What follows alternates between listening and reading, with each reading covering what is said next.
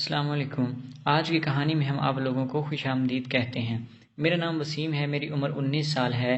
जब चची hand carry पकड़ने के लिए थोड़ा नीचे झुकी थी। हैंड कैरी भारी था, चची ने पकड़ने की कोशिश की। अचानक हैंड कैरी पकड़ने के चक्कर में चची ने मेरे डैश को पकड़ लिया। चची का हाथ मेरे डैश पर ज़रा सख्त था, मेरे मुंह से सी की आवाज़ निकल गई थी। चची, वो कामी बेटा सॉरी। मैं बोला नहीं, कोई बात नहीं। चची ने हैंड कैरी नीचे रखा। चची का चेहरा लाल हो रहा था। मैं खड़े होकर ट्राउजर के ऊपर से अपने डैश को सहलाने लगा। चची फिर बोली, सॉरी बेटा, मुझे पता नहीं चला। चलो तुम नीचे आ जाओ, मैं ये सामान रखती हूँ। मैं बोला नहीं चची, आप रहने दें, मैं रख दूंगा। चची बोली नहीं, तुम नीचे आ जाओ, मुझे कुछ और भी देखना है। मैं नीचे आ गया। चची ने मेरे कंधे पर हाथ रखा और कुर्सी पर चढ़ गई। अब मैं नीचे खड़ा हुआ था और चची कुर्सी पर खड़ी हुई थी। सामान पकड़ाते हुए मेरा हाथ चची के रानों से टकरा रहा था और फिर मैंने सामान पकड़ाते हुए अपना हाथ चची की डैश पर लगा दिया। सामान पकड़े खड़ा हुआ था और हाथ चची के साथ टच हो रहा था। चची अलमारी के ऊपर सेटिंग कर रही थी। फिर चची ने मेरे हाथ से सामान लिया तो मैंने हाथ रगड़ते हुए नीचे कर लिया था। चची बोली, कामी दूसरी कुर्सी लेकर आ जाओ और अलमारी के ऊपर सामान सही करवा दो।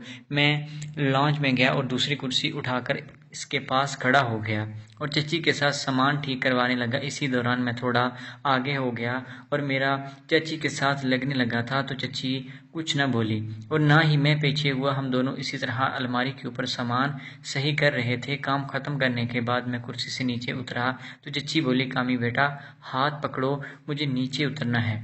मैं चची का हाथ पकड़ा और चची थोड़ी सी सेहतमंद थी। नीचे उतरते हुए चची की कुर्सी हिली तो चची लड़खड़ा कर मेरे ऊपर गिर गई और मैंने चची को पकड़ लिया और चची के मेरे सीने के साथ लगकर दब गए थे। चची शर्मिंदा होकर मुझसे अलग हो गई थी। ये सब कुछ इस तरह अचानक हुआ था कि कुछ समझ नहीं आ रहा था। चची का पूरा जिस्म महसूस करते हुए मुझे बहुत मज़ा आया था। चची ने अर्ज़ होते ही कहा कि ये कुर्सियाँ बाहर रख दो, मैं किचन में काम कर लूँ। मैं कुर्सियाँ लाउंज में रखी और टीवी देखने लगा। चची ने किचन से आवाज़ दी कि कामी बारिश होने वाली है, ऊपर छत पर जो कपड़े टांगे हुए हैं वो उतार कर ले आओ। मैं ऊपर गया। तार पर कपड़े उतारते हुए कपड़ों के साथ 3 बरा भी थी। बड़ा, चची, नाजी और सानी की थी। तीनों बरा हाथ में लेकर मैं उनका अंदाज़ा लगाने लगा था। बरा हाथ में पकड़कर मैं चची और उसकी बेटी के दूध के बारे में गुम हो गया था कि पीछे से चची की आवाज़ आई। मैं एकदम पीछे मुड़ा तो मेरे हाथों में बरा थी। चची ने मेरे हाथों में बरा देखते हुए बोला, कामी कपड़े लाने का कहा था और तुम ये क्या कर रहे हो। चची मेरी तरफ बढ़ते हुए मेरे हाथ से बरा लेकर कपड़े उतारने लगी और गुस्से से बोली, ये क्या कर रहे थे। मैं बोला, सॉरी चची, मैं बस ऐसे ही। चची मेरे आगे खड़ी होकर कपड़े उतार रही थी। बोली, ये कपड़े लेकर नीचे चली जाओ, मैं लेकर नीचे आती हूँ। मैं कपड़े लेकर नीचे आ गया था। कपड़े लाउंज में रखे, चची भी ऊपर ही थी। मैं दिल में सोच रहा था कि ये आज क्या हो रहा है। इससे पहले कभी चची के साथ ऐसा कुछ भी नहीं किया था। अभी क्या सोच रही होंगी कि उनका भतीजा अपनी चची के साथ ही मज़े ले रहा है। मैं इन्हीं सोचों में गुम था कि चची बाकी कपड़े लेकर नीचे आ गई थी। कामी ये कपड़े पकड़ो, बारिश शुरू हो गई है। मैं जब चची से कपड़े लेकर उठा तो देखा चची पूरी गीली हो रही थी। चची से कपड़े लेते हुए मेरी नज़र चची की शर्ट से काली बरा पर पड़ी, जो शर्ट की गीली होने की वजह से साफ नज़र आ रही थी। चची से कपड़े लेते हुए मेरे हाथ चची के दूध से टच हो गए थे। कपड़े लेकर सोफे पर रखे। चची सोफे पर बैठ गई और बोली, सारे कपड़े गीले हो गए हैं, तुम फ्रिज से पानी बाहर निकालो, मैं चेंज करके आती हूँ। मैं किचन में गया और गिलास लेकर फ्रिज से पानी निकालकर जब लाउंज में आया तो चची भी अपने रूम से निकली थी और चची को देखकर तो मेरी सांस ही रुक गई थी। चची ने भरी कपड़े की शलवार कमीज पहनी हुई थी, रूम से निकल रही थी और शर्ट के नीचे से बरा भी नहीं पहनी हुई थी। चची के दूध, कलाई और निप्पल साफ नजर आ रहे थे। चची का पूरा जिस्म नज़र आ रहा था। चची को देखकर मेरी हालत बहुत ज़्यादा ख़राब होने लगी थी। चची घर में दुपट्टा नहीं लेती थी। चची लाउंज में बैठ गई और पानी पीने लगी। बारिश बहुत तेज़ हो रही थी। चची बोली, कामी बेटा शॉप पर कब तक जाओगे। मैं बोला, आज मूड नहीं है। असलम के पास चाबी है, वो खोल लेगा। चची बोली, चलो ये तो ठीक है। मैं बोला, पकौड़े बना दें, पकौड़े खाने का दिल कर रहा है। चची बोली, अच्छा बना देती हूँ। इसी दौरान लाइट भी चली गई। चची बोली, अब इसने भी इसी वक्त जाना था। ज़रा सी बारिश तो हो, ये लोग लाइट बंद कर देते हैं। ये कहते हुए चची उठकर किचन में जाने के लिए उठी तो उठते से चची की शर्ट का गला काफ़ी खुला हुआ था। चची के गोरे और मोटे माल्टों का दीदार हो गया। चची ने किचन से आवाज़ दी, कामी यहाँ तो अंधेरा है, तुम चार्जिंग लाइट किचन में रख दो। मैं बोला, चची चार्जिंग लाइट कहाँ रखी है? चची बोली, बेटा स्टोर में रखी हुई है। लाउंज के साथ एक स्टोर भी था जिसमें घर का सामान रखते थे। मैं मोबाइल की लाइट, चार्जिंग लाइट ढूंढ रहा था कि चची की आवाज़ आई, कामी क्या हुआ, लाइट मिली? मैं बोला, चची किधर रखी है? चची बोली, रुको मैं आती हूँ। चची मेरे पास आई और बोली, हटो मुझे अंदर जाने दो। मैं साइड पर हो गया। चची अंदर स्टोर रूम में चली गई थी और मुझसे कहा कि मोबाइल की लाइट ऑन करो। मैं चची के पीछे पीछे मोबाइल की लाइट ऑन करके खड़ा हुआ था। चची चार्जिंग लाइट ढूंढने की कोशिश कर रही थी। अब चची मेरे आगे झुकी हुई थी, सामान में से चार्जिंग लाइट ढूंढ रही थी। मैं थोड़ा आगे हुआ। चची ने कपड़े भी ऐसे ही पहने हुए थे कि चची के झुकने से उनकी पूरी तरह वाज़ेह हो रही थी।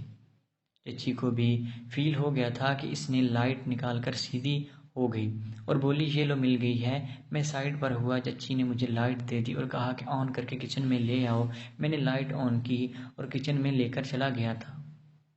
चार्जिंग लाइट में चची का जिस्म साफ नज़र आ रहा था।